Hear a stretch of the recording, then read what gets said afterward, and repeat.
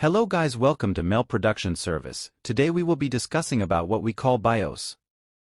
So, this is basically one of the most important part of a computer, and this is the part of a computer that you will realize while fixing or updating your computer software. So BIOS stands for Basic Input-Output System, is the program a computer's microprocessor uses to start the computer system after it is powered on.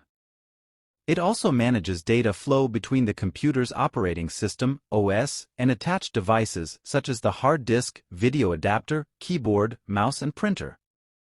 This means is what gives you an option to select which drive do you want to install Windows to or which drive do you want to be your primary drive, which is your first drive. For example, in Windows, the primary drive is the C.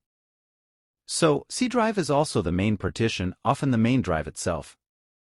So that's all for today, and in the next upcoming video, we will be discussing about what we call CMOS. This is basically what stores the BIOS settings, and please do not forget to click subscribe button, and thank you for watching this video. Thank you.